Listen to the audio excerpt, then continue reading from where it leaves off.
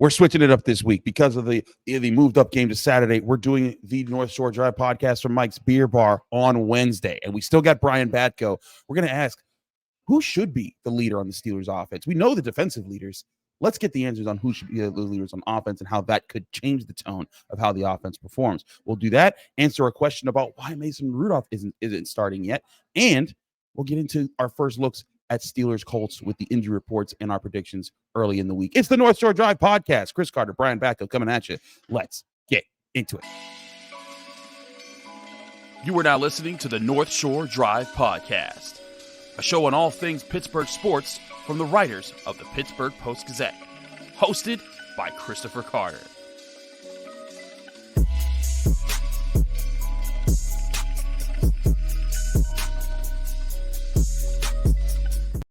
Hello and welcome to the North Shore Drive podcast from the Pittsburgh Post-Gazette. I'm your host, Chris Carter, here with our Steelers beat reporter, Brian Batko. We're here on Wednesday. I'm here at Mike's Beer Bar in the North Shore Tavern right here in the North Shore of Pittsburgh. Normally we do this for our Friday episode, but with the Saturday game, we're going to have our Friday episode be our opponent expert for the Acrisure Fan Advantage. So look forward to that. We have Matt Taylor, who calls the games for the Colts and has a great perspective on them. We'll have a great conversation with him then. But for today, we talk about a lot of the things that need to be talked about right now, especially on the leadership component of this team. Before we do that, I want to remind you, this show is brought to you by Mike's Beer Bar, the best bar in all of Pittsburgh. Go to Mike's Beer Bar today, and when you do, you'll see they have over 20 televisions that you can even reserve a TV for the game that you want to watch. And then when you get there, they have over 500 different available beers.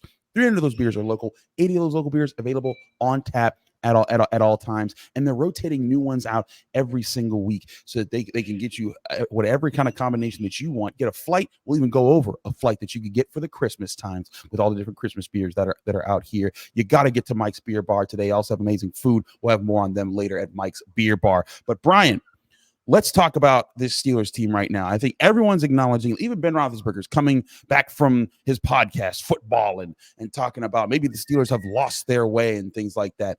And I don't think anyone's saying that about the defense, because the defense has their defined leaders. Cam Hayward is still the flag bearer for the whole team on that side of the ball. TJ Watt is a leader. Minkah Fitzpatrick has, still sounds impassioned, and people get behind him.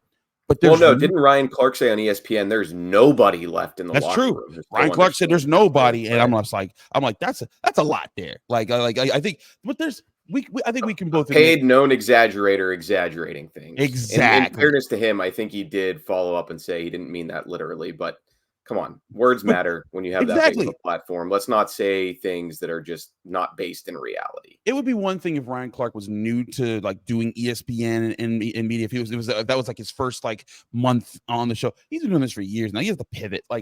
He can do better than that. And again, the defense, finally, no one looks at Minkah Fitzpatrick and says that guy's not a leader. I was going to say, if you don't think Cam Hayward, TJ Watt, and Minkah Fitzpatrick appreciate being Steelers, then that's a hot take. Stand on that. Real hot take. All right. Otherwise, don't even blow that smoke into the air. It was funny. Someone said there's nobody in the locker room that could grab somebody with a face mask, and I'm like, I've seen Minkah Fitzpatrick grab somebody by the face mask and do a lot more than that during a practice. Same thing with Cam Hayward. Right. We've seen that. But the point is, on the offensive side of the ball, there isn't one bona fide leader who is the alpha, the leader, the guy that when he speaks, everyone else shuts up and gets behind it. And that might be the biggest problem with this team, because schematics are an issue still. You're still dealing with Matt Canada's playbook. You're still dealing with, an offense that's struggling to find its identity, thinking it can run the ball one week, but then not running the ball in 3rd and 4th and 2 in key situations in the game. There's problems there. But even when problems have existed on the defensive side of the ball, there's been leaders to say, hey, I'm going to get us out of this. I'm going to make the big play. Brian, who do you think should be the leader of this offense right now? Well, I think there are a lot of guys who have kind of had their chance and missed at it. Najee Harris being one of them. He was literally a captain last year, but when your own teammates don't vote you in again for that in year 3, or for whatever reason the coaching staff no longer felt that was a good role for you to hold, I almost don't really blame him if he's kind of like, hey, I'm just a guy. I'm just one of the guys now. Mm-hmm. I'm just the starting running back. And that's probably another awkward dynamic of it too. When you're getting your role eaten into by the backup, Jaylen Warren, who's more efficient, more productive than you, it's probably difficult to really take on that mantle, right or wrong, just human nature.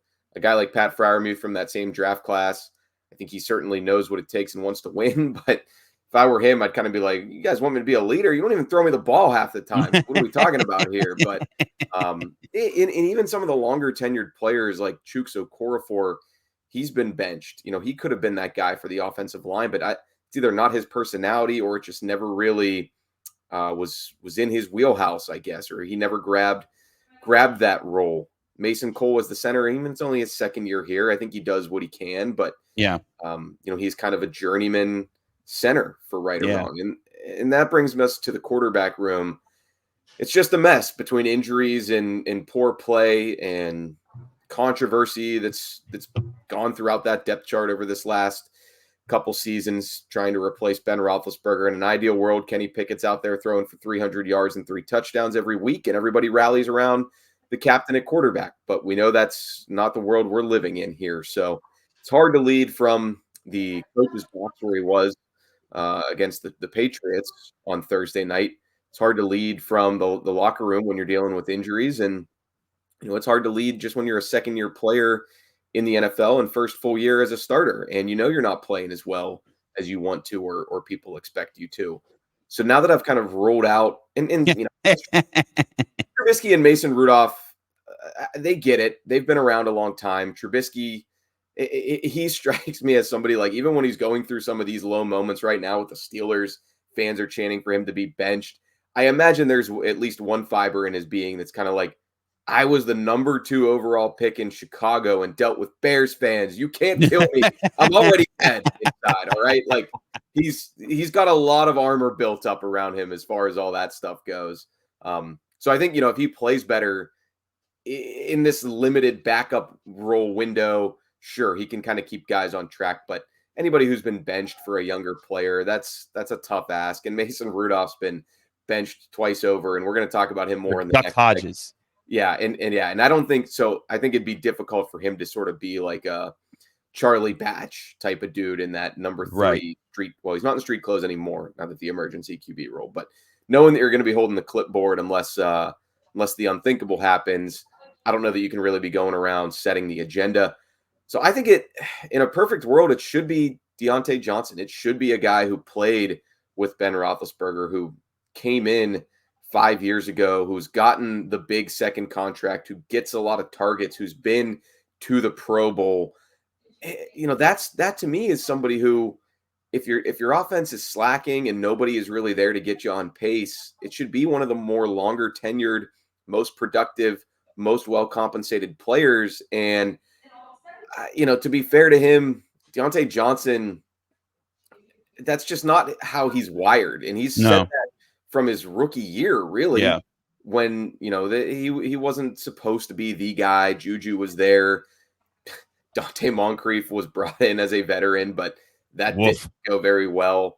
And, that it was never really bestowed upon him like, hey, you're going to have to come in here and be the face of this offense someday. And I don't know that he ever has been, but that's just not something he's comfortable with. And then it brings you to tough discussions of, do you have to be comfortable being uncomfortable, or do we have to find somebody else to be that voice? And I think that's why Mike Tomlin, and he didn't really want to talk about this on Monday. I asked him about this, who's setting that pace in the offensive side of the locker room. And he said he doesn't get into that publicly. Well, I seem to remember you going on the Ryan Clark podcast and talking about cultivating leadership within Najee Harris and having him learn from the likes of Cam Hayward and TJ Watt. A year and a half later, what happened to that? Where are we now with that? So I think sometimes the best laid plans, as they say, they don't go the way you expected them to. Now it puts him in a tough spot. It puts Diontae Johnson in a tough spot. And really this whole offense is in a tough spot. And I think it's not just, yes, the talent could be better, but there's some good players. We've seen flashes. We've seen 200-yard rushing games. We've seen the 400-yard game against Cincinnati. So it's not like these are a bunch of scrubs who just can't cut it. They're high draft picks almost across the board at the skill position groups. They have the ability to make plays in this league. Just doesn't seem like they have either the mental toughness or the wherewithal or or something, the confidence right now to get them going. I mean, the confidence, I think, is a big part of it. I mean, you look at it, like you said, you also have to be a leader on the field, and being a leader on the field means that you're winning consistently. You're not being a big problem for the team, and You're who playing can hard. say it? Right, you're playing hard. Who can say that they're doing that right now? Maybe Isaac Seumalo, and I asked Broderick Jones who were the offensive leaders, and he named Seumalo, Kenny, and Mitch as like the first three people that were off his mind. But he notably didn't say Najee Harris, which I thought was very interesting because he used to point to Najee Harris as the leader. Like and we've seen Najee talk about some of these closed door. I don't know about players only, but at least a little bit of like come behind to the Jesus scenes moments. Yeah, fire and brimstone type meetings, and maybe we're even past that point of this season right now. But and Seumalo, I assume a rookie like Broderick Jones mentions him because they spent a lot of he's a vet. They spent a lot of time together in camp, and I think Ben Roethlisberger talked about this too, and Mason Rudolph mentioned this on Tuesday because I brought up to him the idea of are there enough guys on this offensive unit who know the Steelers way? And Mason, to his credit, was kind of like, well, what do you mean by that? I'm like, I guess just upholding the culture, the standards that were passed down to you when you got here in 2018. And he said, yes, there are, because even if somebody like Seumalo or James Daniels or Mason Cole hasn't been here for very long, they've been in the league for a long time. Right. And I guess Ben Roethlisberger would contest that's not the same as being a longtime Steeler. So I'd agree with that, and I think that's where they're in a position right now where they need guys to step up, because I think we all said at the beginning of this year, this wasn't the year they were going to win the Super Bowl or even really compete for the Super Bowl. This was the year to set up the core and tone for next year to maybe be that year. And some people were thinking Super Bowl after that 3-0 preseason hot streak. Not us, though. Not us. But at the same time, like, the main goal of this year was to find the leaders, to find the tone. Obviously, the offense didn't find each other. They fired their offensive coordinator. Obviously, Kenny Pickett's been going through it. He's injured right now. We don't know when he'll be back for sure. But if they can still find the guys that can say, like, hey, next year we're setting the tone as soon as we touch down in August, and we're gonna be hitting the ground running instead of trying to figure out a whole bunch of things next year. We'll still have to, because they'll have a new offensive coordinator, but there'll be leaders who everyone can identify. That's what has to happen in these last 4 games, and I think that's got to be crucial. But what also has to happen is people want to know what's going to happen at quarterback. We'll answer that question here on the Acrisure Fan Advantage segment of the North Shore Drive podcast. And a reminder, we're here at Mike's Beer Bar, where they have all the different kind of beers. They have 500 different available beers. 300 of those beers are local, and 80 of those beers are local beers are available on tap. And we always do what's our Friday flight. We're doing it on Wednesday now because we won't be here Friday as we do our talk for the Acrisure Fan Advantage. But 2 of our beers that you can come in right now. If you're into Christmas beers, you're in luck. You have the Full Pint Festivus. It's a winter warmer. It's 6%. It's flavorful. It'll get you ready for the holidays, and it's perfect for when you're dealing with the cold weather outside and it's getting a little chilly out. So you want to take advantage of that. You can also do the Penn Brewery Nut Roll Ale, which is a perfect Christmas beer. You can sit at home while you watch old Christmas classics to this beer, or you can come to Mike's Beer Bar, the best bar in all of Pittsburgh, and enjoy some of the festivities here. They got Christmas trees. They got all the lights. They got holiday music playing. It's a great time here at Mike's Beer Bar. And again, over 500 different available beers. You will not run out of favorites because there's so many here and they're changing them out all the time. Get down here to Mike's Beer Bar. You can also enjoy great dinner meals as you get here. You can do steak on a stone, where you get your choice cut of steak brought to you on a heated stone, so that every time you cut off a piece of steak, you can press it into the stone and choose how well done you want every single bite of your steak. Get here to Mike's Beer Bar, the best beer bar in all of Pittsburgh. And when you get here, tell them Chris sent you.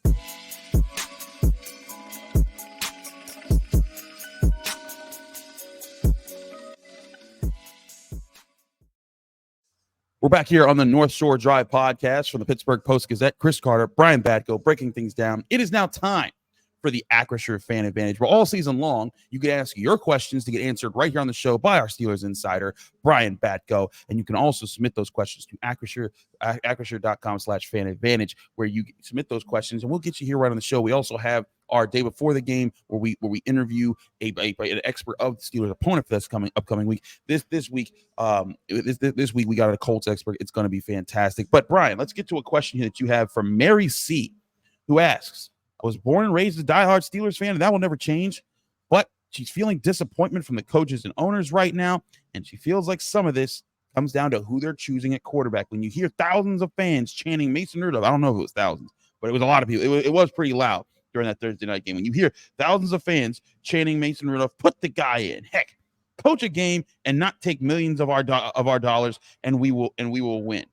Moral support comes from within. Talking about a lot of other things here, but bottom line, I think Mary wants to know, why aren't the Steelers at least giving Mason Rudolph a chance? And Brian, Mason Rudolph has had a chronicled history here with the Pittsburgh Steelers. He's been giving his chances, but he hasn't, ever since he was kind of benched a few times in the 2019 season. He's had one other start, and that was against the Lions.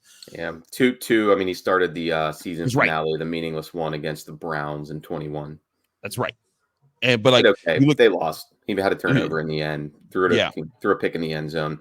In case you haven't been following the Steelers closely, Mike Tomlin doesn't like turning the ball over or interceptions. Yeah, and I think that's where I think people have to understand a few things. One, Mason's had some chances, and he's been benched by a professional for a professional duck caller who's come in and changed the tide and won some of those games. If you remember the Bengals in 2019. Yeah, I'm going to talk about Duck when I get to answering this from Mary C. Right, and so my whole thing is this: there's a few things, but on top of that, Mitch Trubisky is getting paid $10 million.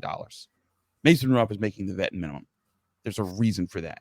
And I know that some fans, Mitch hasn't played well. But I think that there's a bit of the QB2 fashion where everyone wants to say, oh, just start the next guy when you're not the ones in practice seeing that. But Brian, answer Mary's question here. Yeah, Mason Rudolph himself even referenced that when he was asked, hey, did you hear the chants? And what was your reaction? And it's kind of like, oh, believe me, I've been on both sides of that. And I just wanted to be like, we know, Mason. Those of us who have been here since 2019, we know you've been on both sides of that. So it is kind of funny. I mean, it's ironic. It's cyclical in this league. And one constant, yes, is it wasn't that long ago. People were calling for Pickett to get benched and Trubisky to start. And now that Trubisky's starting and not playing very well, it's bench him and put Mason Rudolph in there. Back in 19, it was bench Rudolph, put Duck Hodges in there. And I'll say this much. I don't agree with you as so much, Chris, about the salary aspect of it. I think when you get to this point in the season, it doesn't really matter what you're paying guys. You got to right. And I know your point, too, is that the league has sort of spoken on these two players. But Trubisky was benched in Chicago. The Bills were his lifesaver as a backup. And then the Steelers came in, bid pretty aggressively for him in free agency and brought him here for this opportunity. Then I was a little mystified at their extension of him last offseason. That's kind of a topic for a different day. Right. And yet it does bring me to, you make that move with Trubisky to lock him up for another couple of years. You circle back to Rudolph, who you're comfortable with, and vice versa. I think we all kind of know he was hoping to get a change of scenery in year 6, and it just didn't pan out for him, which, to your point, an indictment of Rudolph himself, that none of the other 31 teams wanted to sort of rescue him from coming back to Pittsburgh as the number 3. And yet part of the problem I have with how this QB room's been constructed this year is that you don't really have a young guy who could potentially come in here and give an offense a much needed jolt. I agree. I was reminded of this watching the games Monday night in my mock draft in the spring. I had the Steelers taking Tommy DeVito with their last pick, just as sort of a, hey, get another young player in your pipeline at quarterback. And I didn't think he'd be doing this for sure as a rookie. I didn't even think he'd be playing in the NFL as a rookie. And yet I think it does kind of show you how you can get, we've heard many times Mike Tomlin say he benched Trubisky for a spark last year with Pickett. He benched Chuks Okorafor to get a spark from Broderick Jones. And that, to me, sort of answers Mary's question. Regardless of how you feel about Mason Rudolph's overall body of work, I don't think he's really the type of guy who would give this team a spark at this point. If you think he would simply play better than Mitch Trubisky, maybe. Trubisky maybe the last 6 quarters. Sure. A little bit in the second half against the Patriots, but still overall not very good, not playing winning football from the quarterback position. Sometimes people like to equate, oh, you said Mason Rudolph had his chances. Well, look at how he's done in his starts versus Kenny Pickett in his starts to this point, to which I would say, are we really going to pretend like Pickett hasn't had some incredibly clutch moments at the end of games, fourth quarter comebacks that I don't really seem to remember Mason Rudolph producing when he got his opportunity in 19. So those aren't apples to apples for me. I'm not one of the people necessarily pounding the table for Mason, but Mm-hmm. I'll acknowledge you do have to respond to the events that are happening on the field. And if Mitch Trubisky's turning the ball over in Indy, if it's halftime and you've got 97 total yards of offense, then yeah, maybe I will make a change in that circumstance. That's the circumstance I would do it, is if things just aren't working at all and you need to do something, just to change things. And if it's on the quarterback, because sometimes it's not on the quarterback. I also think it's important to remember this. Some of those Mason Rudolph games, people are remembering where he put up some better numbers. There were leaders on the offense. Marquise Pouncey was still with the team. David DeCastro was still with the team. James Conner was still with the team. And that allowed the Steelers to kind of have a place where a young quarterback could come in and just be like, hey, I'm not going to lead. I'm just going to follow those guys. And those guys would set the tone. And that's something the Steelers, I think, again, this leads to the void we're talking about here. They didn't replace Marquise Pouncey at center. There's no offensive lineman, I think, that carries the weight and the responsibility that him and DeCastro did for those offensive lines for the Steelers for so many years. And for a time, they were just one of many leaders on the offense. We had Ben Roethlisberger, even Le'Veon Bell and Antonio Brown. And Antonio Brown is known today as the crazy person that just goes off all the time and is still on Twitter, but popping off. But there was a time where that guy he set the tone. He was the guy that stayed late after practice, would work with other receivers to get better. You need guys like that on offense to set the tone for guys like Mason Rudolph and Mitch Trubisky to not have to kind of always step in and say, hey, obviously, guys, I'm not the starter, so I'm coming in to help, but like I'm gonna help us try to win. And you need guys to push forward. And I think that's one of the problems here. I do think I agree with you. If things are going terrible for the offense, Mason Rudolph deserves a chance. There was a point I was starting to get there against the Patriots. I even kind of got there at one point. His one touchdown pass kind of cooled it off, but Mitch Trubisky has to go into this next game looking like he has a plan, looking like he knows where he's supposed to go with the ball, because there were too many times against the Patriots he did not, and he looked like he was frantically scanning the field. If he does that in this game, big questions, because I can at least say, all right, you had a short week coming off a week where you jumped in the middle of it and started that week, and it's like 2 days to practice. You've now had the extended week after the Thursday night game going into Saturday. You have to be more focused, more coordinated in this effort. Yeah, otherwise maybe we see Rudolph back at Acrisure Stadium against the Bengals on the 23rd.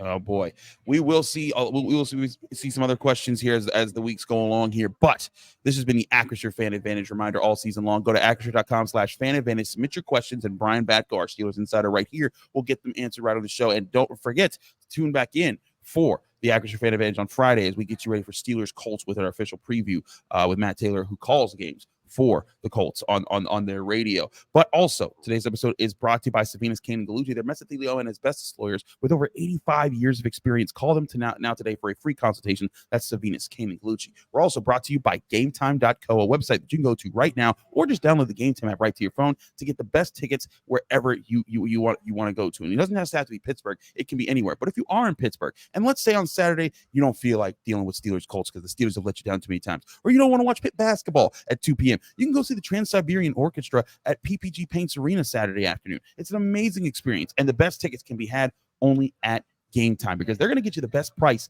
every time. They're so confident they'll get you the best price. They have a best price guarantee that can't be beat. You have 110% credit back given to you if you find tickets in the same section and row for less somewhere else. So you get the chance to see. Don't go to the scalpers. Don't go to the people on the street. You get to go on Game Time, pull up your phone, look up the tickets available. You'll see the best prices, and not only see the best prices, you'll see the view from those seats that you're not getting scammed out of those tickets like you would if you were on the street dealing with a scalper, not sure what the view from your seat were going to be. Get the tickets without the stress with Game Time. Download the Game Time app today, create an account, and when you do, be sure to use the code PITTPIT for $20 off your first purchase at GameTime.co. Don't forget to download the Game Time app.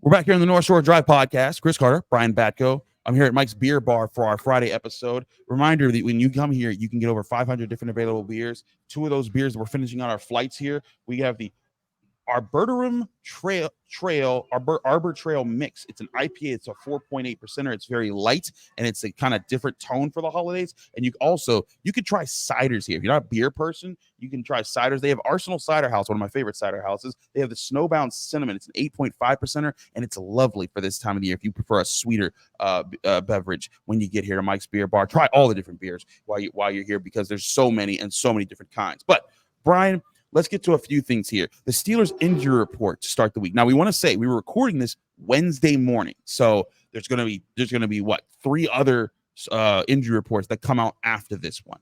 But there's a few guys who did practice, who didn't practice. Cam Hayward notably practiced on Tuesday, which I thought was very interesting, because normally he doesn't. And he even kind of said, like, yeah, we all kind of pitch in right now, because he's a veteran. Normally he would sit back there. But other guys who didn't practice were kind of interesting. One of those being Najee Harris, who didn't practice officially last week before the game, but still found a way to play in the game. Should the Steelers be considered that be worried that Najee Harris could miss the game, and it could just be all Jaylen Warren all the time on Saturday?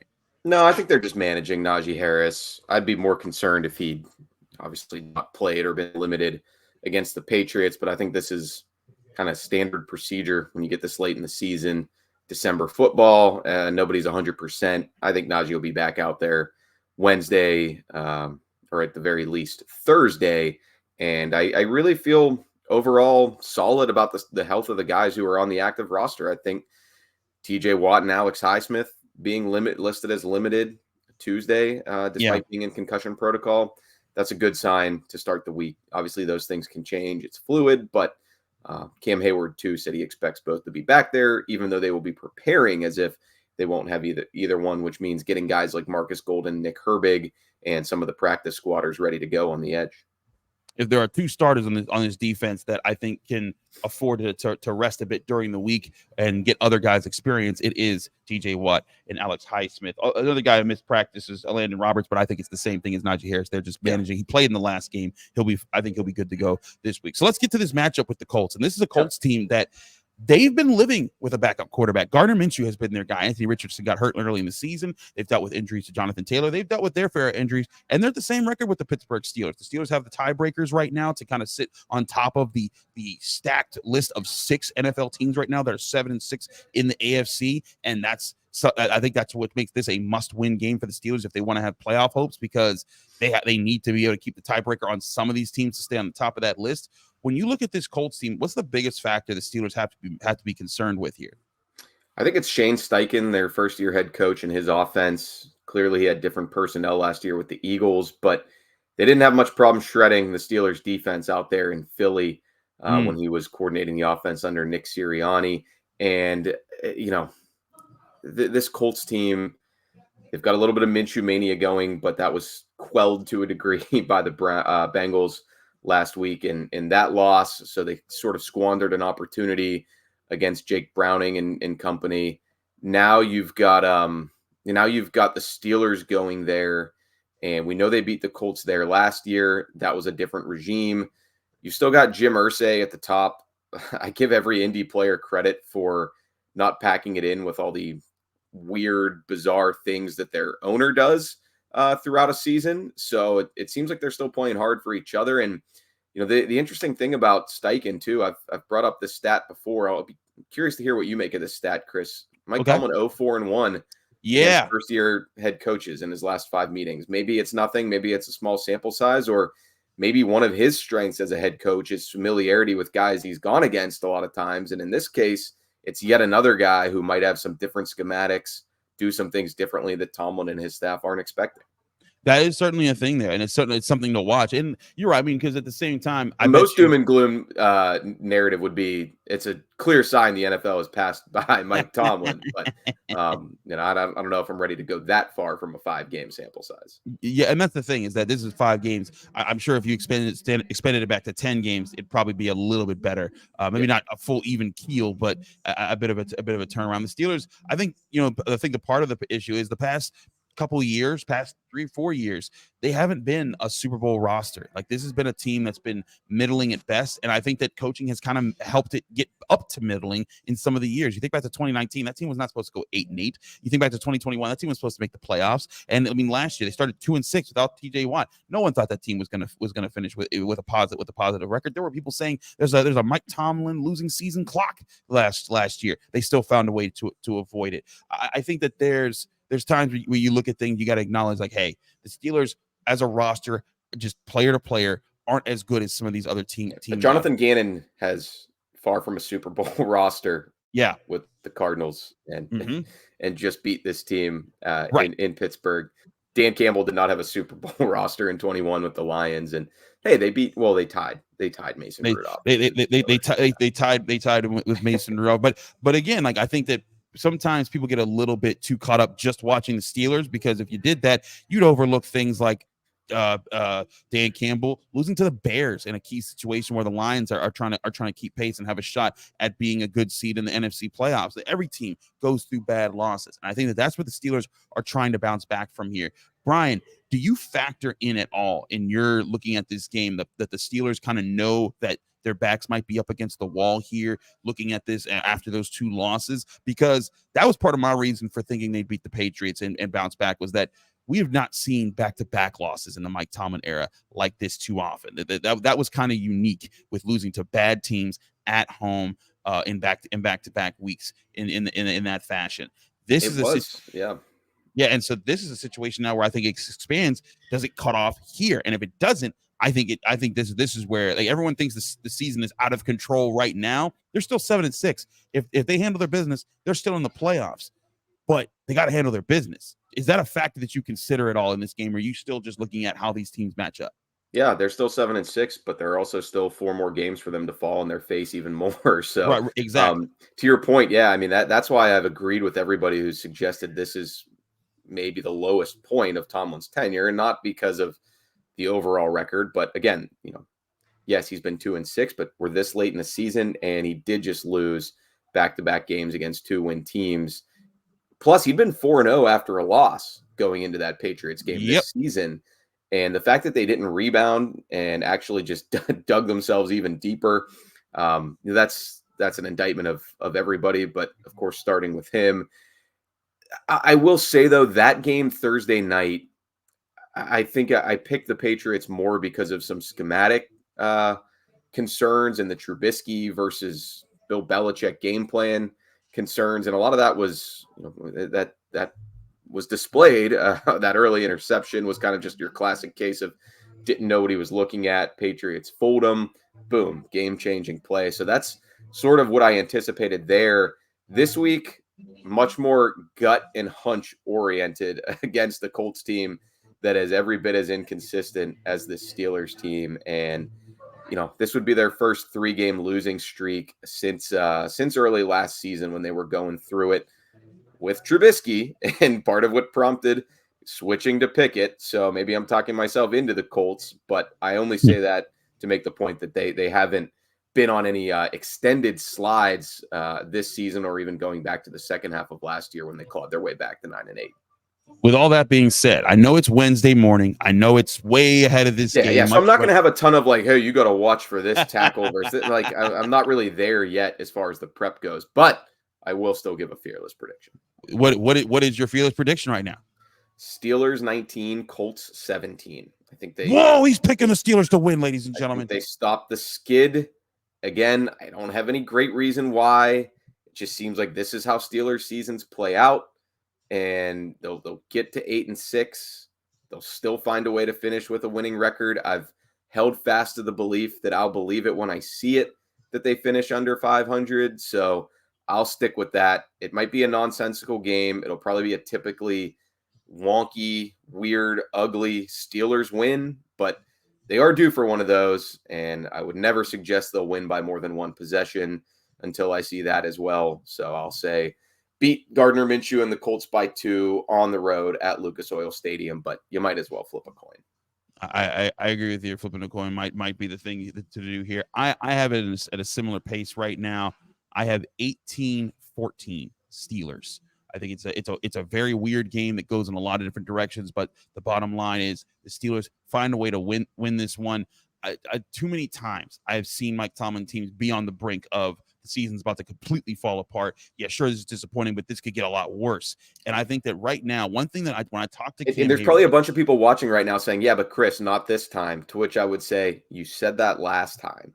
and the time before that, and Yeah. the time before that, and the time before that. And that's where I go to there. And the other thing that I think is interesting, when we were talking guys in the locker room, there wasn't a sense of like, guys, this is it. This is the week. We have to do it right now. There's a sense of, hey, let's do our jobs. Let's actually execute. Let's stay the court. Like, let's be focused on the mission at hand and not be thinking about all these outside elements. And I think, in my opinion, that's the better approach than saying like, hey, we got to ramp it up this week.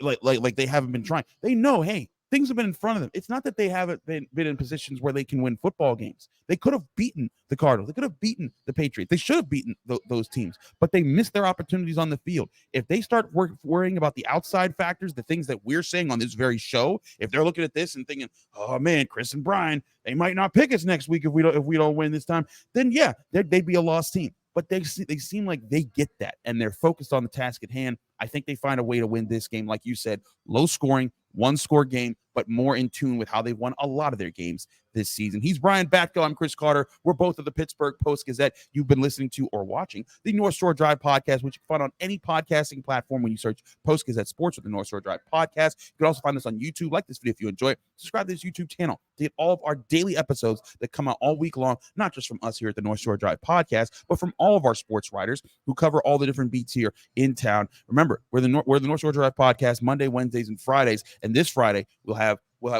our man coming on talking about the Colts, getting you ready for Steelers-Colts on the Acrisure Fan Advantage with that official preview. Thanks to Brian. Thanks to you all for checking us out. We'll see you here again Friday, getting you ready for Steelers-Colts this weekend. Thank you for tuning in to another episode of the North Shore Drive podcast from the Pittsburgh Post-Gazette. If you watch this video on YouTube, please like the video and subscribe to our channel. For all the sports coverage from the Post-Gazette that we have to offer, visit post-gazette.com.